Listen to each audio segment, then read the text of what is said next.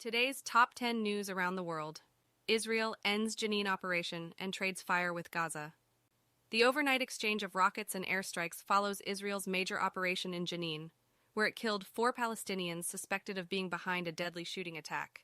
Israel says all troops have left Jenin, but Palestinian anger is reignited. 50 bodies unclaimed weeks after India rail crash.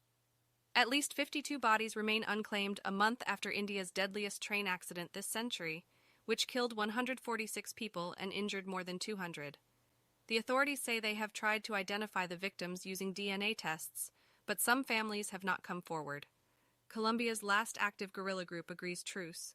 The National Liberation Army, ELN, and the government have agreed to a ceasefire that will start on Thursday and last until January 15th.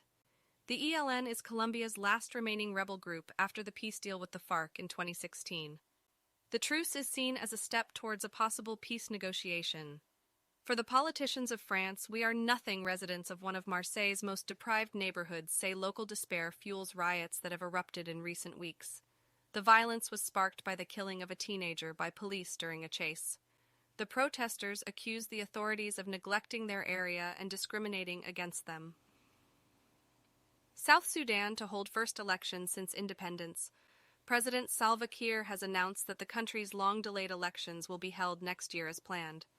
He said he would run for re-election in the polls, the first since the country gained independence in 2011. South Sudan has been plagued by civil war, famine, and humanitarian crises since then. U.S. warns against efforts to interfere with Guatemala election result. The U.S. State Department has expressed concern over allegations of vote manipulation in Guatemala's presidential election, which was held on Sunday. The frontrunner, Sandra Torres, claimed that some votes were changed or annulled to favor her rival, Bernardo Arevalo, who came second in a surprise outcome. Will El Niño on top of global heating create the perfect climate storm?